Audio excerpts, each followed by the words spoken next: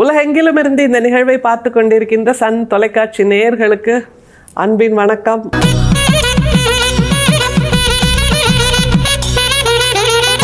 தமிழ் சித்தர் பாடல் வரிசையில் நாம் வள்ளல் பிரானுடைய கடிதங்களை இன்றைக்கு பார்க்க இருக்கிறோம். ரொம்ப முக்கியமான ஒரு கடிதம். சிவபுண்ணிய திருவிழா அப்படின்னு ஒரு நிகழ்ச்சி நடந்திருக்கு அந்த காலத்தில். அப்போது அதுக்கு வரலாமா, வர முடியுமா, வர முடியாதா அப்படிங்கிற பல சிந்தனைகளை சொல்லுகின்ற ஒரு கடிதம். அதை தாண்டி இந்த கடிதத்தில் நம்முடைய வள்ளல் பிரான் எதை பதிவு செய்கிறார் அப்படிங்கிறது தான் ரொம்ப முக்கியம். நாமெல்லாம் யாருக்கு கடிதம் எழுதுவோம்? இப்போ யாரும் கடிதம் எழுதுறதில்ல. மெயிலுங்கிறது தான் ரொம்ப முக்கியமான ஒரு கம்யூனிகேஷனாக இருக்குது. அதை தவிர கடிதங்கள் வீட்டுக்கு போஸ்ட்மேன் வந்து கடிதம் கொடுப்பார். கிராமத்துலலாம் கினின்னு அந்த சைக்கிளில் பெல் அடிச்சுட்டு அந்த போஸ்ட்மேன் வந்து கடிதத்தை கொடுப்பார். அதுக்காகவே நம்ம வாசலில் காத்திருந்த காலமெல்லாம் ஒரு காலத்தில் உண்டு. இப்போது அப்படியெல்லாம் கிடையாது. எல்லாருக்கும் கடிதம்ங்கிறது இயல்பான ஒரு மறந்து போன ஒரு விஷயம் ஆயாச்சு. எல்லாருமே வாட்ஸ்அப்புக்கு மாறிட்டோம். ஆனால் நம்முடைய வள்ளல் பிரான் இந்த கடிதத்தை எழுதுகின்ற போது அவர் என்ன மனநிலையில் இருந்தார் அப்படிங்கிறத நம்ம குறிப்பாக உணரணும். அதுதான் ரொம்ப முக்கியம். ஏன்னா நமக்கு பிடித்தவர்களோடு நாம் உறவாடுகிறோம், பிடித்தவர்களோடு கருத்துக்களை பதிவு செய்கிறோம், பகிர்ந்து கொள்கிறோம். பிடிக்காதவர்களை பற்றியும் நாம் கொஞ்சம் யோசித்து பார்க்கணும் இல்லையா? அவர்களுக்கும் நன்மை செய்யணும் இல்லையா? அதைத்தான் வள்ளல் பெருமான் இந்த கடிதத்தில் செஞ்சுருக்காருங்கிறது மிகப்பெரிய ஆச்சரியமாக இருக்குது. அப்படி என்ன செஞ்சாரு?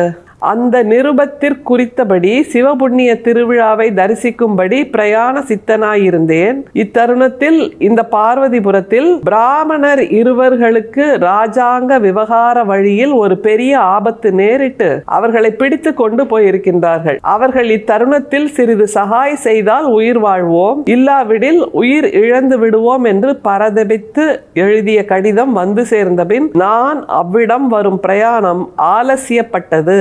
இங்கு கூடிய வரையில் அவர்கள் விஷயத்தில் சகாய் செய்ய வேண்டுவது கருணைக்கு லட்சியமாதலால் என் மனது இவ்விடம் வருவதற்கும் அவ்விடம் போவதற்கும் துணிவு தோற்றாமல் ஊசலாடுகின்றது.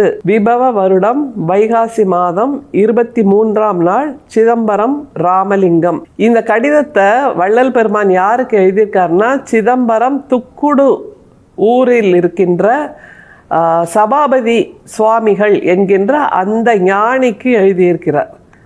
இதெல்லாம் கூட வேற விஷயம். ஆனால் அவர் என்ன தெரியுமா சொல்கிறாரு? இந்த துக்குடு சபாபதி சுவாமிகள் நம்முடைய வள்ளல் பெருமானை அந்த சிவபுண்ணிய திருவிழாவுக்கு வந்துட்டு போ அப்படின்னு கூப்பிட்டுருக்காரு, வரவேற்று இருக்கிறார். அதற்கு போகலாமா வேண்டாமான்னு யோசிச்சிருக்கார் நம்முடைய வள்ளல் பிரான். போகலாம்னு முடிவு பண்ணி அதற்கேற்ற ஆயத்தங்களையும் செஞ்சுருக்காரு.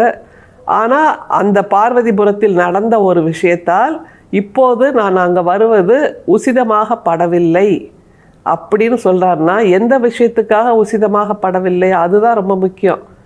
அதை சொல்றார் பாருங்களேன். அந்த நிருபத்தில் குறித்தபடி சிவபுண்ணிய திருவிழாவை தரிசிக்கும்படி பிரயாண சித்தனாய் இருந்தேன்.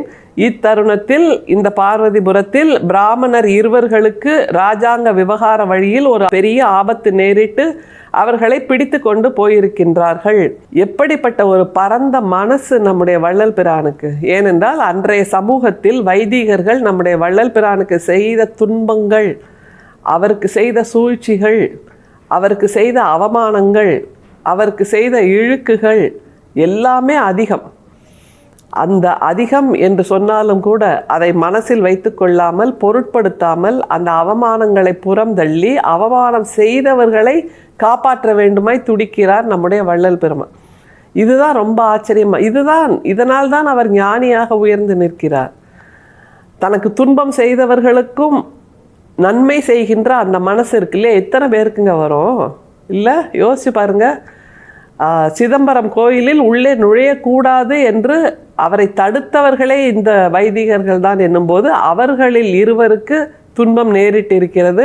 ராஜாங்க விஷயத்தில் அவர்களை பிடித்து கொண்டு போயிருக்கிறார்கள். அந்த அளவுக்கு மிக மோசமான தவறுகளை செய்தவர்களுக்காகவும் அவர்களோடு நான் பரிந்து இருக்கிறேன், அவர்களுக்கு பரிவு காட்டுகிறேன் என்றால் அந்த அருட்பெரும் சோதி என்கின்ற அந்த கருணை, அந்த இரக்கம், தவறு செய்தவர்களையும் காப்பாற்ற துடிக்கின்ற மனசை கொடுத்திருக்கிறது நம்முடைய வள்ளல் பிரானுக்கு என்பதுதான் இந்த கடிதத்தில் நாம் உணர வேண்டிய ஒரு செய்தி.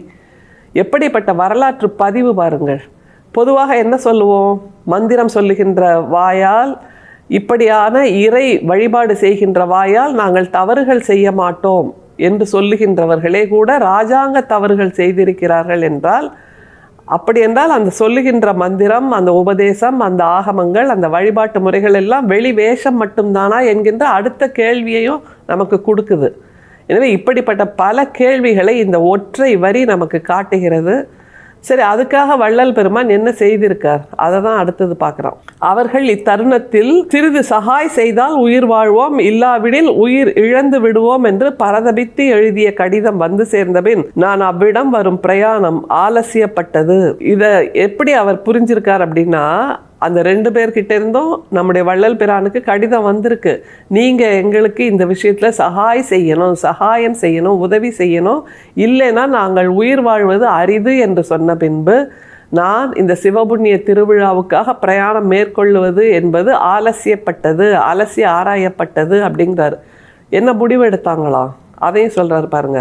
இங்கு கூடிய வரையில் அவர்கள் விஷயத்தில் சகாய் செய்ய வேண்டுவது கருணைக்கு லட்சியமாகலில் என் மனது இவ்விடம் வருவதற்கும் அவ்விடம் போவதற்கும் துணிவு தோற்றாமல் ஊசலாடுகின்றது. அந்த 2 பேருக்கும் ராஜாங்க விஷயத்தில் தவறு செய்ததால் அரசாங்கத்தால் பிடித்து கொண்டு போன அந்த 2 பிராமணர்களுக்கும் உதவி செய்யாமல் நான் சிவபுண்ணிய திருவிழாவுக்கு வருவது என்பது என்னுடைய கருணைக்கு மாறாக இருப்பதனால் நான் அங்கே வருவதை ஒத்தி போடுகிறேன். எப்படிப்பட்ட சித்தாந்தம், எப்படிப்பட்ட கருணை, எப்படிப்பட்ட பேரன்பு! இதைத்தான் நாம் சொல்கிறோம். திரும்ப திரும்ப வள்ளல் பிரானுடைய வாழ்க்கை முழுதும் அவர் சொல்வது இதுதான். நீங்கள் உங்களுடைய பழக்க வழக்கத்தால், உங்களுடைய வெளித்தோற்றத்தால், உங்களுடைய ஆகம விதிகளால், உங்களுடைய வேதங்களால், உங்களுடைய மந்திரங்களால் உயர்ந்தவர்கள், மற்றவர்கள் தாழ்ந்தவர்கள் என்று நினைக்காதீர்கள். உயிர்கள் எல்லாம் ஒன்றுதான், உயிர்கள் எல்லாரும் ஒன்றுதான். அந்த உணர்வை மனதில் வரித்து கொள்ளுங்கள், அதுதான் இறை உணர்வு என்று திரும்ப திரும்ப சொன்னார். அதைத்தான் இந்த கடிதத்திலும் நமக்கு காட்டுகிறார். நான் அந்த சிவபுண்ணிய திருவிழாவுக்கு வருவதை விட பெரிய புண்ணியம் எது என்றால், பெரிய நன்மை எது என்றால், இந்த 2 பிராமணர்கள் அவர்கள் இராஜாங்கத்தால் பிடித்து கொண்டு போகப்பட்டிருக்கிறார்கள், அரசால் பிடிக்கப்பட்டிருக்கிறார்கள். அவர்களுக்கு நான் எவ்வகையிலாவது உதவி செய்ய வேண்டும், அதுதான் உண்மையிலேயே நன்மை என்று சொல்கிறார் என்றால், இப்படிப்பட்ட மனசு, அதனால்தான் அவர் இன்றளவும் ஞானியாக, பெரும் புரட்சியாளராக, பெரும் ஆன்மீக புரட்சியாளராக நாம் கொண்டாடி கொண்டிருக்கிறோம் என்றால், இந்த மனசு இமயமாக உயர்ந்து நிற்கின்ற இந்த மனசு, மன்னிக்கின்ற மனசு, மற்றவர்கள் தனக்கு துன்பமே செய்தாலும் அதை பொருட்படுத்தாத மனசு, மற்றவர்கள் தனக்கு சவுக்கடி கொடுத்தாலும் தான் அவர்களை மயிலிறகால் வருடுகின்ற மனசு, மற்றவர்கள் தன்னை கொடுக்கால் கொட்டியது போல் வார்த்தைகளை கொட்டினாலும் தான் அவர்களுக்கு தேன் வார்த்தைகளை கொடுக்கின்ற மனசு, இப்படியாக நம்முடைய வள்ளல் பெருமானுடைய மனசு அன்பின் மனசாக இருக்கிறது, கருணையின் மனசாக இருக்கிறது, பேரன்பின் மனசாக இருக்கிறது. அதனால் அவர் வெளிச்சமாகி நிற்கிறார். மற்றவர்கள் இருட்டாகவே இருக்கிறார்கள் என்பதை வெளிப்படுத்தி காட்டுகின்ற ஒரு கடிதம். மிகவும் ஆச்சரியத்தையும் அவர் மீது நாம் கொண்டிருக்கின்ற பேரன்பையும் அதிகப்படுத்துவதான ஒரு கடிதமாக இது வாய்த்திருக்கிறது. படித்தால் மட்டும் போதாது, நாமும் அப்படியான ஒரு பாங்கில் இருக்க வேண்டும் என்பதற்கான கடிதமாகத்தான் இதை உணர்கிறோம். அப்படி இருந்து பார்ப்போம். அதுதான் உண்மையிலேயே சன்மார்க்கியின் வாழ்க்கையாக அமையும். அருட்பெரும் சோதி, அருட்பெரும் சோதி, தனிப்பெரும் கருணை, அருட்பெரும் சோதி. மீண்டும் சந்திப்போம். நன்றி, வணக்கம்.